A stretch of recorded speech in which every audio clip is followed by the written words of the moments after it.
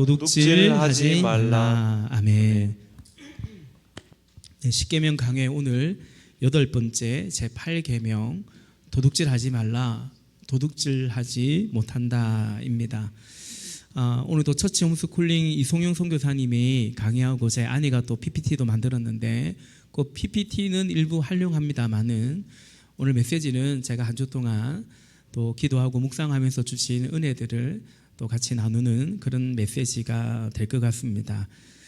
제가 십계명 설교를 하면서 첫 시간부터 참고하는 책들 또 매주 이제 제가 공부하고 보게 되는 영상들 좀 알려드리고 또 주중에는 공유도 하고 그렇게 하고 있는데요. 사실은 그 이유 중에 하나가 오늘 제 8계명과도 그것이 연관이 되기 때문에 내 것이 아닌데 이제 내 것처럼 그렇게 가능한 하지 않도록, 물론 그렇게 하면서도 제가 놓치는 부분이 있겠지만 그런 이유도 있습니다. 여러 번 말씀드리지만 하나님 사랑과 이웃 사랑은 그 결을 같이 합니다. 이게 연동됩니다. 우리 그림 한번 볼까요? 하나님께서 십계명을 친히 손수 두 돌팔에 새겨주셨는데 크게 하나님과의 관계 그리고 이웃과의 관계, 사랑하라는 거죠.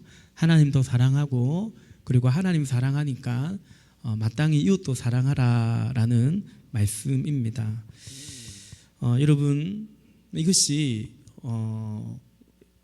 결을 같이 해요. 분리되지 않아요. 그러나 이것에 순서가 있습니다. 하나의 메커니즘이 있습니다. 하나님과의 관계입니다. 하나님과의 관계로 말미암아 우리는 이웃에게 관심이 가지고 주의 공동체를 또 형제에게, 영혼들에게 관심을 갖고 또 섬기게 되는 것 같습니다.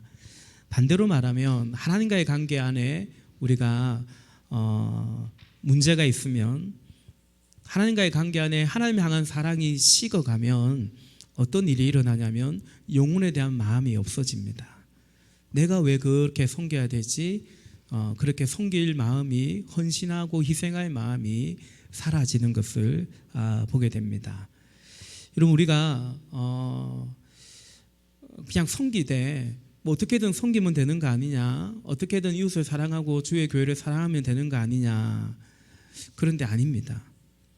우리가 뭔가를 섬기고 사랑할 때 그 출처가, 기원이, 동기가, 이유가 사실은 중요합니다. 하나님 때문이어야 합니다. 하나님의 사랑을 입었기 때문이고요. 그리고 하나님을 사랑하기 때문이고요. 주를 기쁘시게 하고자 하는 마음 때문이어야 합니다. 그럴 때 우리의 섬김이 지치지 않고요. 우리의 섬김이 변질되지 않게 된다라는 것입니다. 여러분, 하나님께서 이웃을 사랑하라고 말씀하시는데, 근데 이웃 사랑과의 관계에 대한 이 계명들을 가만히 보면 좀 부정적이지 않습니까? 계속 뭐 하라고 하면 될 것을, 여러분 이웃을 어떻게 섬깁니까? 선행을 하면 되죠. 혹은 어려운 사람이 있으면 구제를 하면 되죠. 누군가를 위해서 기도하면 되죠. 지금 이렇게 우리 목자 목녀님들이 또 목자 부목자님들이 섬기는 것처럼 섬기면 되죠. 그런데 그렇게 하라는 말씀이 아니라 살인하지 말라, 간음하지 말라, 또 뭡니까?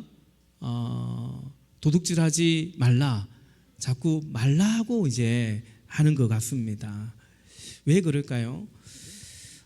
여러분, 우리가 선한 일을 하면 되는데 그 이전에 해를 끼치면 안 되기 때문입니다. 여러분, 누군가를 죽이는데, 그죠? 살인하면서 어떻게 사랑하겠습니까? 간음하면서 어떻게 사랑하겠습니까? 도둑질하면서 남의 것을 훔치면서 무슨 이웃 사랑이 되겠는가라는 것이죠. 우리 경찰이 있죠. 뭐 검찰도 있고요. 어떻습니까? 밤에 길을 가다가 아주 그 한적한 외진 길을 가다가 경찰을 만나면 여러분 마음이 어떻겠습니까? 좋죠. 아유, 경찰 아저씨가 계시네. 그죠? 그런데 수배 중에 있다면, 뭔가 잘못해서 도둑질해서 도둑놈이라면 전혀 경우가 다르지 않겠습니까? 그런 것처럼 여러분, 그런데 경찰은 원래 나쁜 놈 잡는 것도 있지만, 근데 원래 경찰이 왜 있습니까? 선량한 시민을 보호하기 위해 쓴 것입니다. 이 사회의 질서를, 법에 따라서 질서를 잡기 위해서 경찰도 있고 또 이제 사법부도 있고 법도 있고 그런 거 아니겠습니까? 살인하지 말라는 이유가, 간음하지 말라는 이유가, 도둑질하려는 이유가 일단 그걸 안 해야, 다시 말해 이웃에게 해를 끼치지 않아야 우리가 이웃을 사랑하는 것에 이루어지지 않느냐라는 것입니다. 그림 한번 볼까요? 도둑질이 뭘까요? 아니 뭐 주일학교 다닌데 여기 도둑질이란, 그 다음 그림 보면 남의 물건을, 내 거 아니에요, 남의 물건을 빼앗거나 훔치거나 또 남에게 그 뭡니까?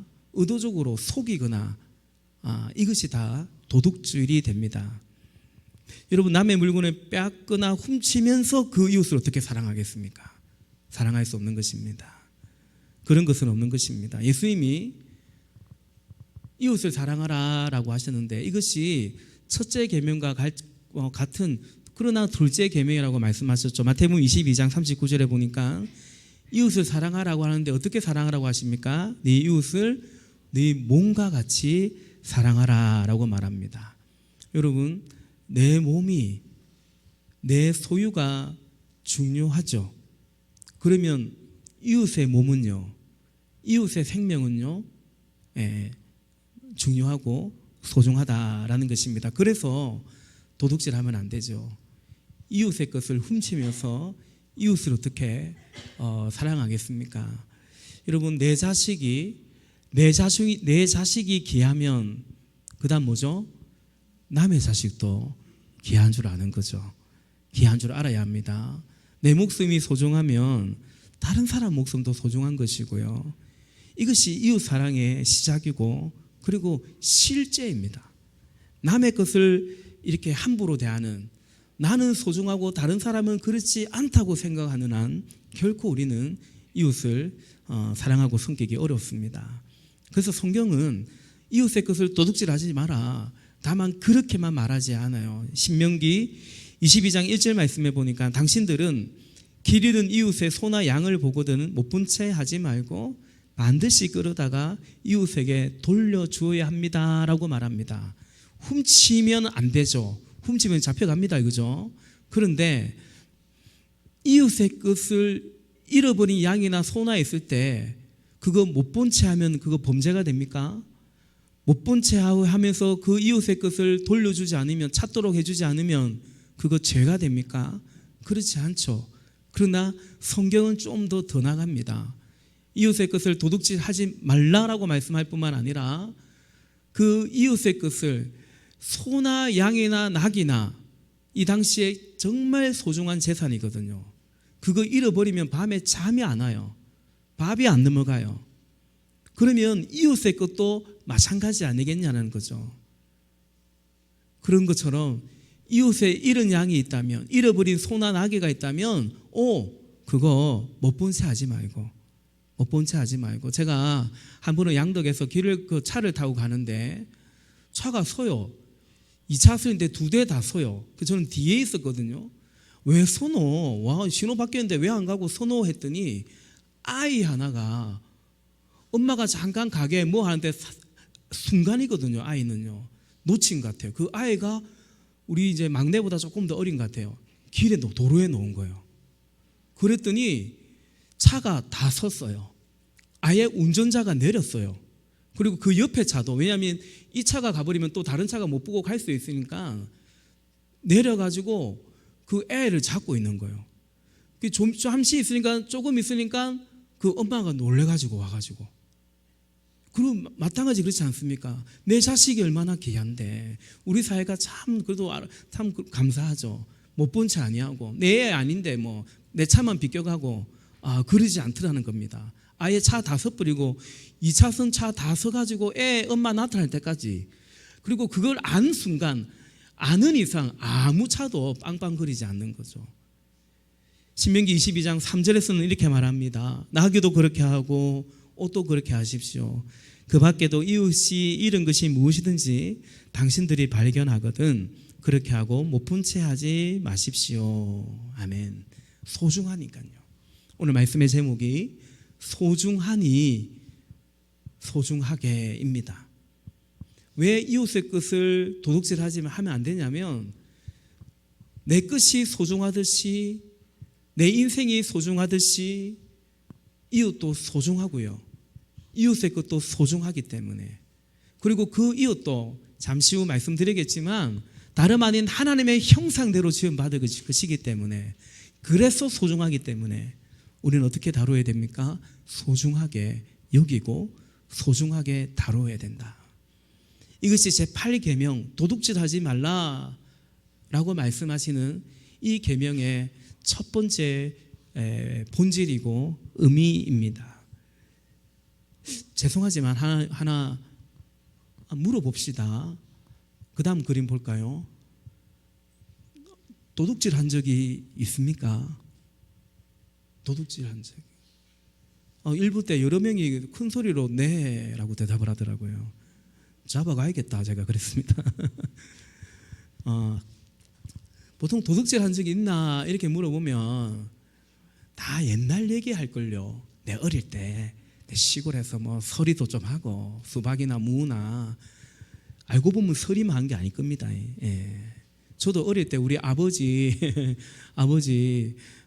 지갑에서 1,000원짜리도 꺼내고, 너무 놀라면 너무 제가 이상하잖아요. 10,000원짜리도 꺼내고 감도 크게. 하여튼 어릴 때 그런 기억이 있습니다. 다 옛날이죠. 그런데 다 옛날일까요? 지금은 아닐까? 왜 도둑질하면 안 될까요? 또 왜 도둑질 못할까요? 저거 확 갖고 싶은데, 그냥 내가 딱 훔치고 싶은데 안 훔치잖아요. 훔치면 안 됩니다. 안 훔치잖아요. 몇 가지 이유가 있는데, 가장 먼저는 뒷감당이 안 되니까. 제가 살인하지 말라는 계명에서도 말씀드린 것 같아요. 누가 밉다고 우리 살인 안 하잖아요. 하면 안 됩니다. 일단 기본적으로 뒷감당이 안 되죠. 잡혀가요. 감옥 가야 돼요. 예. 어지간한 거 다 잡혀요. 예. 우리 하루 돌아다니면 우리가 포항시의 이 CCTV에 여러분이 얼마나 많이 찍히는지 아십니까? 예. 다 찍혀요. 어쩌면 가장 확실하고 분명한 이유라고도 할 수 있겠습니다. 또 원초적인 이유죠. 왜 또 도둑질하면 안 됩니까? 말씀드린 것처럼 그것은 이웃을 해치는 것이기 때문입니다. 남의 물건도 내 물건이 소중한 것처럼 남의 물건도 소중하잖아요. 또 다른 사람의 시간도 소중합니다. 다른 사람의 마음도 소중합니다. 특히 우리 싱글들, 남의 마음 훔치면 안 됩니다. 좋아하지 말라는 게 아니고요. 막 호감 정도에서 요즘 막 외롭고 남자친구 여자친구도 없는데 쟤나 한번 사귀어 볼까, 그냥 그 정도 생각하면서 씩 접근하고 그런 연애질을 하면 안 되는 겁니다. 지극히 나를 위한 나중심적인 연애하면 안 됩니다. 여러분, 그건 사랑이 아니에요. 사랑 자체는 이타적인 거잖아요. 이기적인데 그게 무슨 사랑입니까? 착각하는 거예요. 종종 말씀드리죠.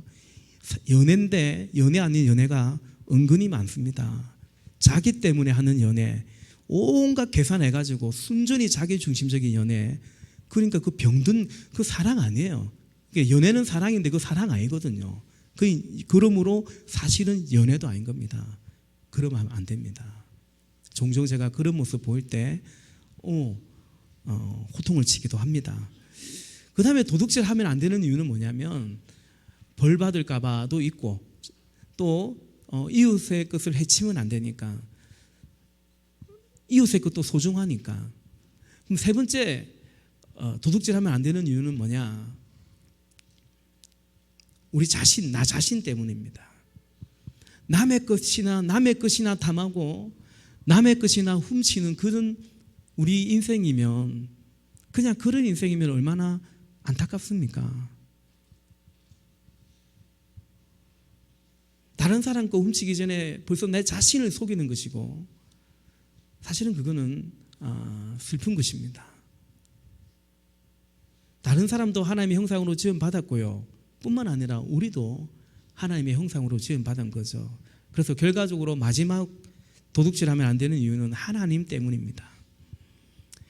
그 사람과의, 내 이웃의 것을 훔쳤다면 그 사람과의 관계 이전에 십계명에서 계속 말하는 것처럼, 오늘도 말씀드린 것처럼 하나님과의 관계 때문입니다.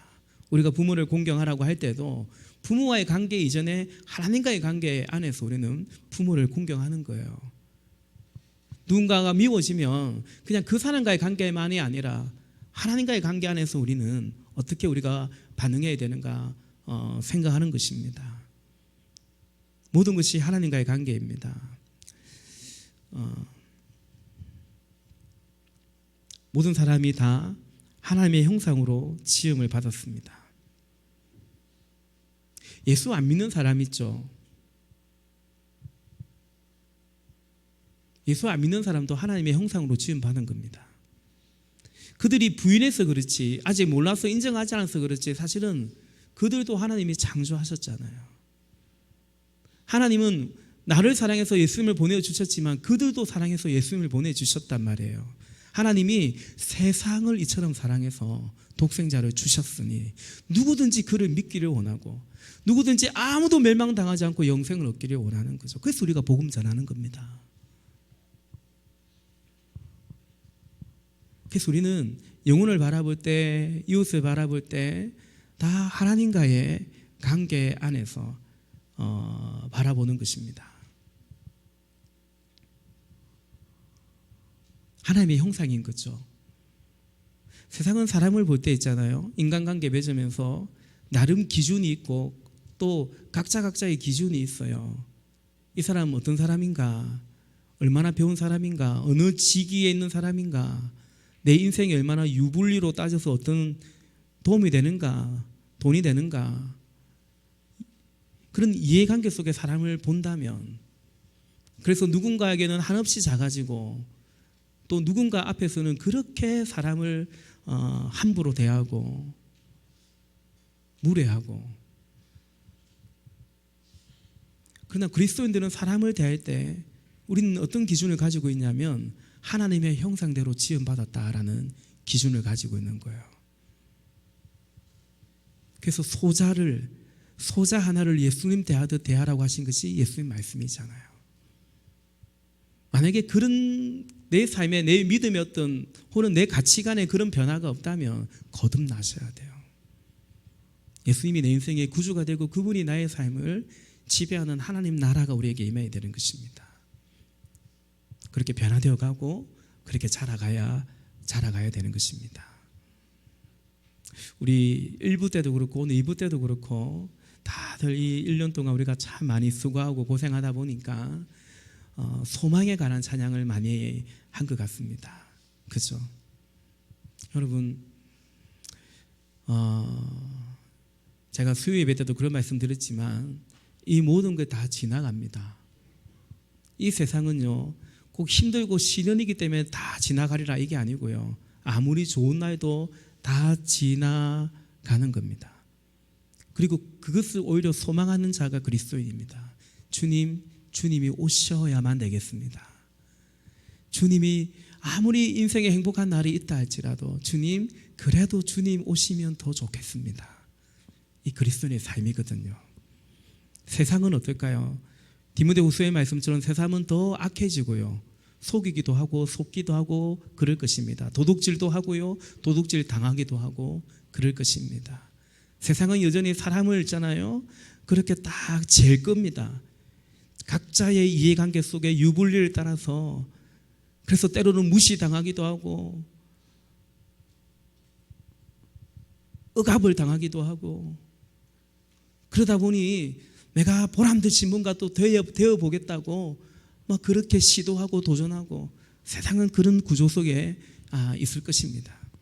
여러분, 그 속에서 우리는 그냥 내가 세상에서 한 걸음 더 올라갔다고, 한 계단 더 올라갔다고, 그래서 내가 좀 더 나아지고 다른 사람 위에 내가 이제는 더 올라서고, 아니요, 그런 거 아닙니다.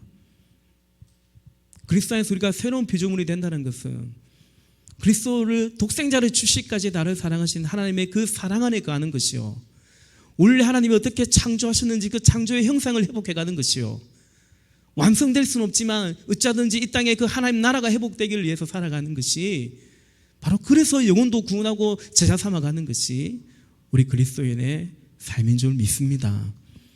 그래서 여러분, 하나님과의 관계는 우리 삶의 모든 관계로 확장되어가고 그것이 곧 우리의 신앙의 실체가 되어가는 것입니다. 다윗이 밧세바를 간음했습니다. 그리고 그녀의 남편이었던 충신이었던 우리아를 사실상 살해했습니다. 죽였습니다. 10계명으로 따지면 간음하지 말라 7계명을 범한 것이고요, 살인하지 말라 6계명을 다윗이 원샷으로 범했습니다. 세트로 범했습니다. 간음죄가 무서운 게, 간음죄가 항상 그 다음 죄로 이어집니다. 그가 이제 나단 선지자가 찾아오고 회개를 하죠. 다윗도, 우리도 구원받는 것은 죄를 안 지어서가 아니라 회개해서 그렇습니다. 예수 믿어서 그렇습니다. 다윗이 회개할 때 그 회개의 고백의 시편이 유명한 시편 51편인데, 그 시편 51편 4절에서 이렇게 다윗이 고백합니다. 주님께만, 오직 주님께만 나는 죄를 지었습니다. 주님의 눈앞에서 내가 악한 짓을 저질렀으니 주님의 판결은 옳으시며 주님의 심판은 정당합니다. 아멘. 여러분, 오해하지 말 것은 다윗이 밧세바를 간음해놓고 우리아를 죽여놓고 그 사람들한테 잘못한 것은 싹 그냥 빼버리고 하나님, 나는 하나님께만 죄지었습니다, 그 말은 아닙니다. 그러나 밧세바에게 간음해서 잘못한 것이요, 우리아를 죽여서 잘못한 것이요, 그러나 그 사람에게만 잘못한 것이 아니고 다윗이 고백하듯이 주님께 죄지은 것입니다. 두 가지 이유 때문입니다. 주님 앞에, 사람은 속일지 몰라도 몰래 했어요. 그러나 주님 앞에서, 주님은 다 보시죠, 다 아시는 것입니다. 두 번째, 말씀드린 것처럼 밧세바도 우리아도 다만 내 백성, 하찮은 여인, 그냥 이방 내 종, 우리아는 이방인이거든요. 그게 아니라 그들 역시도 하나님의 형상으로 지음 받은 존재이기 때문에, 그래서 우리가 우리의 이웃에게 범하는 모든 죄는 하나님 앞에 죄가 되고, 다윗은 그것을 인정하는 것입니다. 그러므로 도둑질하면 안 되는 분명한 이유는 내가 훔치려는 그것이 이웃에 소중한 것이고, 더 나아가 그 이웃은 하나님의 형상으로 지으신 하나님의 피조물이기 때문입니다. 이처럼 여러분, 오늘 8계명의 본질과 첫 번째 의미는 소중하니까,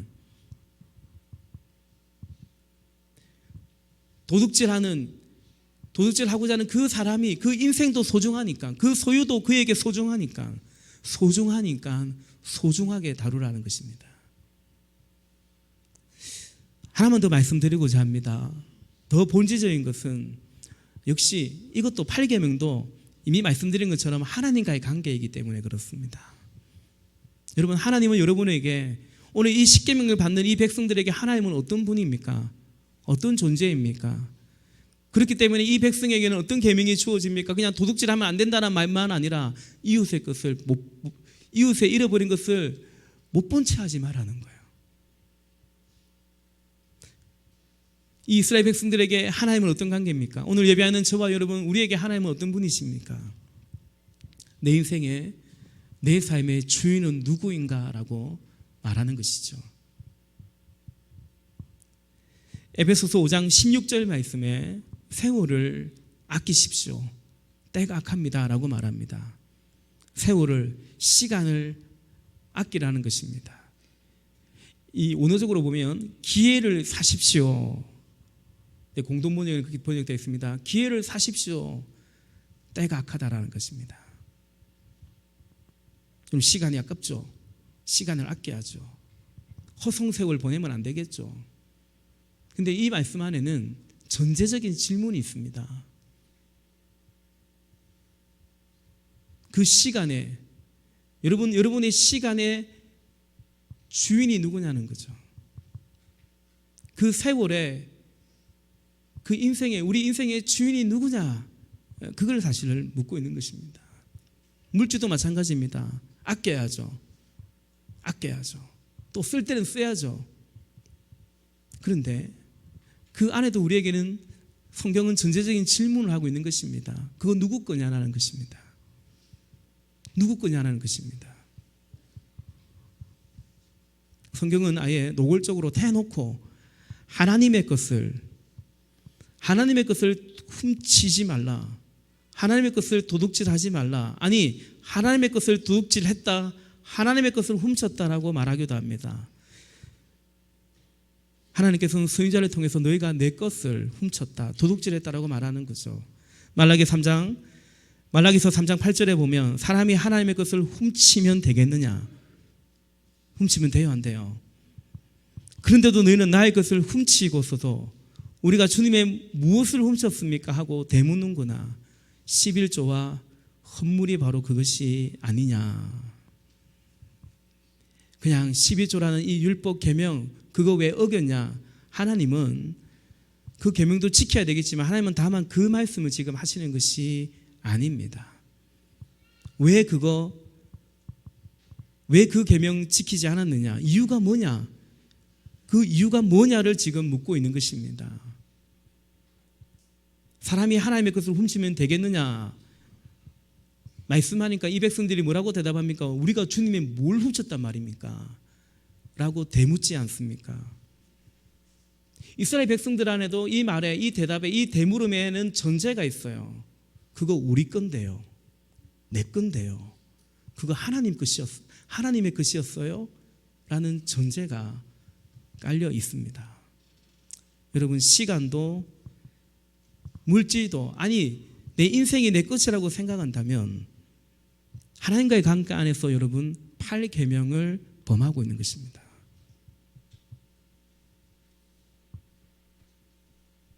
내 시간, 내 물질, 내 인생인 양, 그거 뭐 내 마음대로 하는 거지? 아니요, 하나님이 주신 것인데요. 누가 여러분에게 맡긴 거 그 사람 마음대로 하면 어떻게 생각하겠어요? 근데 여러분, 하나님이 이 말씀을 하시는 말라기서의 배경을 알면 우리는 하나님의 마음을 더 알아야 됩니다. 야, 11조 안 했다고 11조 하라는 말이구나, 오늘 또 목사님 헌금 얘기하시는구나. 아니요, 우리 지난주 이 시간에도 말라기서 말씀 받지 않습니까? 말라기서에서 이스라엘 백성이 하나님 앞에 울고 통곡하고 눈물로 제단을 적셔요. 왜요? 삶이 고달파가지고요. 뭐 되는 게 없어요. 실컷 농사 지으면 딱 추수 때 태풍 불어버리고요, 메뚜기 때 달라서 다가가 못 버리고요. 고생은 고생대로 하고 되는 게 없는 거예요. 그래서 이들이 하나님 앞에, 하나님 우리를 안 돌아보냐고, 우리 기도 안 들어주시냐고 눈물로 제단을 적셨다고 우리 지난주에도 봤죠. 하나님께서 뭐라고 말씀하셨냐면, 너가 젊어서 얻은 아내를 버렸지 않느냐. 나는 가정을 이루고 경건한 자손을 원했건만 니네들 마음대로 살면서, 그러니까 그 인생에 열매가 없고 질서가 없고 열매가 없는 거죠. 오늘도 마찬가지입니다. 자기 마음대로 살아가니까, 주의 법을 지키지 않고 하나님의 것으로 인정하지 않고 살아가니까 뭐가 없어요? 삶의 질서가 없죠. 규모가 없죠. 그러니 뭐 되어지는 게 없죠. 열매가 없는 것입니다. 여러분, 예수님께서 마태복음 6장 19절과 20절에서 이렇게 말씀합니다. 너희는 자기를 위하여 보물을 땅에다가 쌓아두지 말아라. 땅에서는 조미 먹고 녹이 슬어서 망가지고 도둑들이 뚫고 들어와서 훔쳐간다.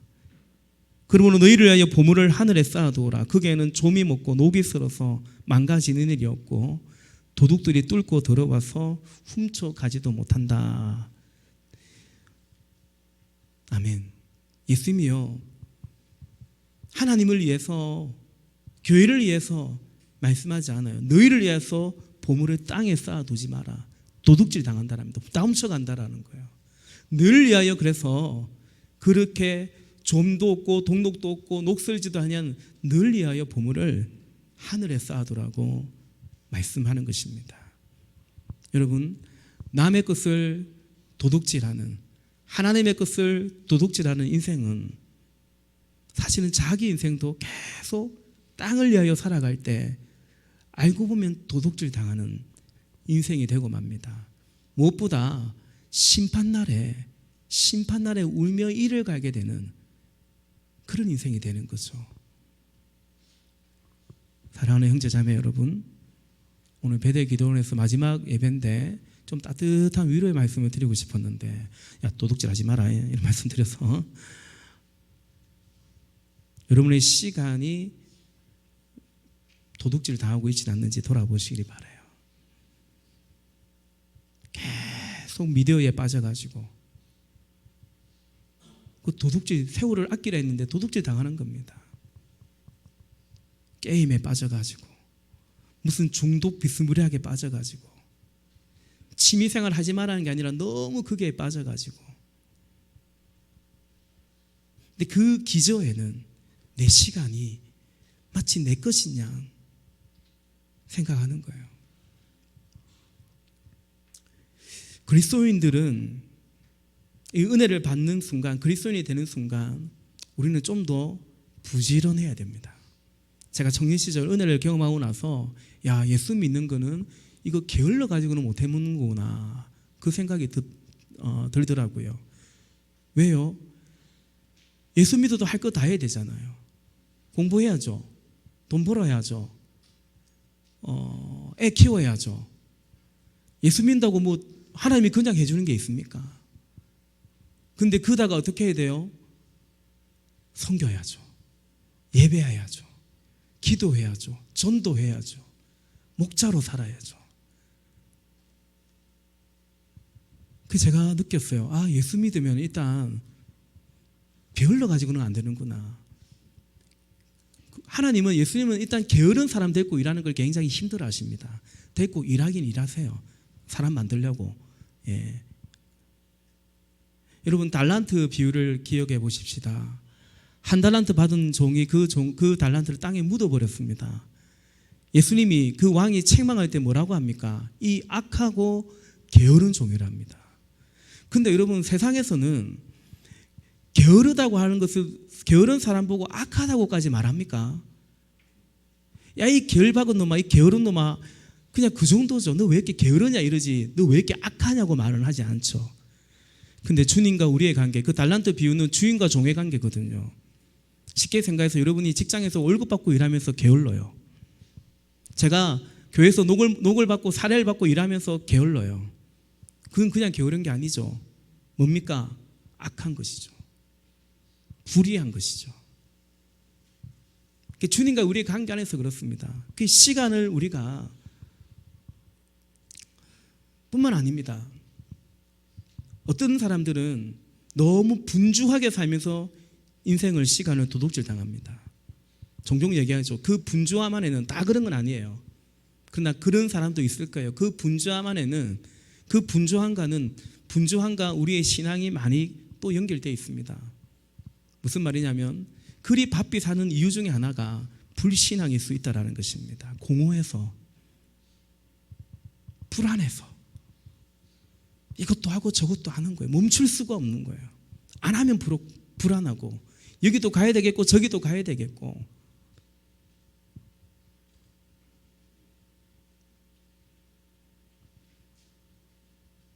모든 것이 하나님과의 관계로부터 회복되어야 됩니다.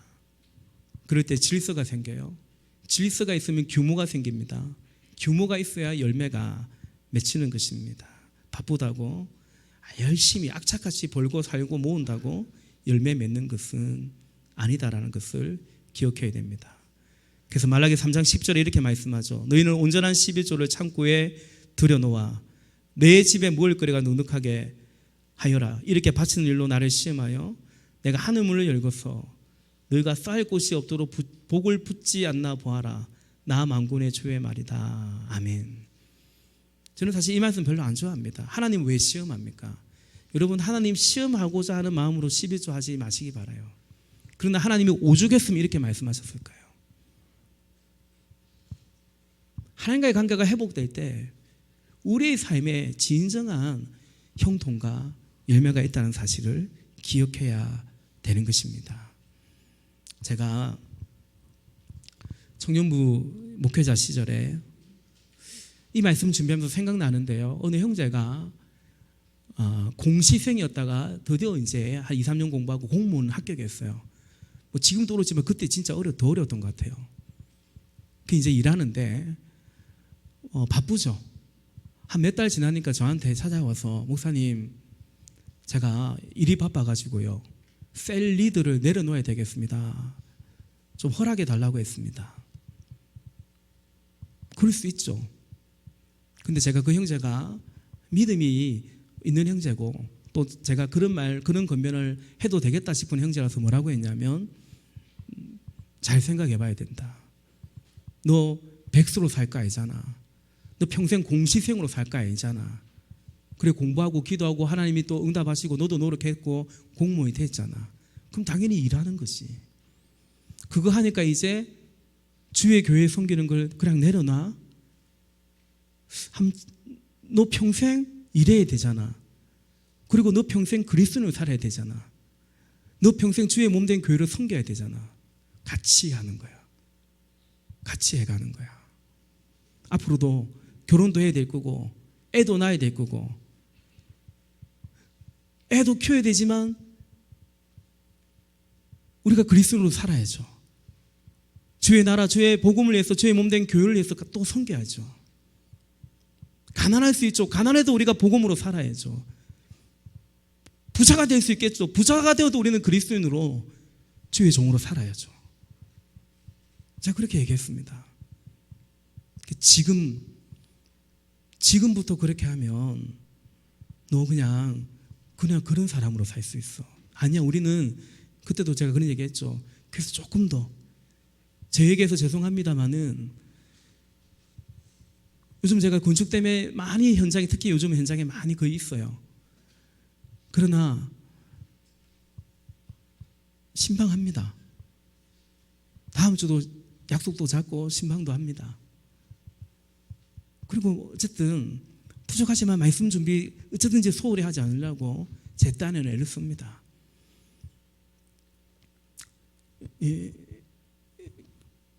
하나님과의 관계 속에서 우리 그것이 합당하지 않냐라는 것입니다. 사랑하는 여러분, 우리가 시간과 물질, 우리 인생에 있어서 하나님과 우리의 관계가 올바라야만, 그래야만 우리가 남의 것을 탐내지 않고요, 도둑질하지 않고요. 내 인생은 이게 뭐냐, 맨날 남의 거 부러워하면서 동경하면서 자기 신세는 자기는 이제 자기 연면에 빠지면서 그렇게 살지 않고요, 그러면서 자기 인생을 도둑질 당하지 않고요. 오늘 8계명에서 소중하니까 소중하게 여기라, 이웃의 것도 소중하니까 소중하게 여기라, 그리고 더 나아가서는 하나님과 우리의 관계 속에서 우리의 삶이 어떠한지, 어떻게 해야 우리가 남의 것에 도둑질하지 않고 내 인생도 도둑질 당하지 않고 하나님의 자녀, 하나님의 백성으로서 존귀한 삶을 살아갈지를 말하고 있는 것입니다. 말씀을 맺겠습니다. 히브리서 기자는 이 히브리서의 배경이요, 믿음으로 사는데 너무 힘든 거예요. 예수 믿고 사는 게 그 당시에 막 그냥 힘든 정도가 아니고 순교하고 죽어가는 거예요. 그러니까 이 유대인들이요, 히브리서는 히브리인들에게, 유대인들에게 쓴 편지거든요. 이 유대인들이요, 다시 유대교로 재개종하는 거예요. 다시 유대교로 재개종하는 그런 안타까운 현실 속에 이 히브리서 저자가, 저는 바울이라고 생각하는데요, 편지를 기록한 거예요. 결코 값싼 위로나 소망을 말하지 않습니다. 믿음을 말합니다. 담대하게 믿음으로 나아가라고 말하고 있어요. 히브리서 10장 36절부터 39절 말씀해 보면, 여러분이 하나님의 뜻을 행하고서 그 약속해 주신 것을 받으려면 인내가 필요합니다. 이제 아주 조금만 있으면 오실 분이 오실 것이요 지체하지 않으실 것입니다. 다른 소망, 다른 위로를 말하지 않습니다. 이제 예수님이 곧 온다라는 거죠. 38절, 나의 의인은 믿음으로 살 것이다. 그가 뒤로 물렀으면 내 마음이 그를 기뻐하지 않을 것이다. 우리는 뒤로 물러나서 멸망할 사람들이 아니라 믿음을 가져 생명을 얻을 사람들입니다. 아멘. 사랑하는 형제자매 여러분, 우리가 1년 동안 예배당 없이 예배당을 지으며 여기까지 왔습니다. 아마 다음 주에 그런 말씀 드릴 것 같은데요. 우리는 예배당이 교회의 본질이 아니라는 사실을 우리는 오늘 칼럼에도 적은 것처럼 온몸으로 배웠고, 이제 새 예배당에 들어갔기 때문에 그 예배당으로 말미암아 우리 교회가 어떻게 되고, 저는 그렇게 생각하지 않습니다. 금물이 전도한다는 말이 있는데 아니요, 그 틀린 말이고 우리 그건 믿으면 안 됩니다. 우리는 예수님 때문에, 복음 때문에 이 복음 전하고 살아가는 것입니다. 하나님과의 관계 안에서 이웃의 것을 탐내고 도둑질하고 당연히 그리 살지 않아야겠고, 더 나아가 우리 인생을 이 세상의 구조 속에서 도둑질 당하지 아니하고 하나님과의 관계 안에서 우리를 부르신 그 부르심 안에 존귀한 인생으로, 참 복된 인생으로 여전히 걸어가시고 쓰임 받으시기를 예수님의 이름으로 축복합니다. 우리 같이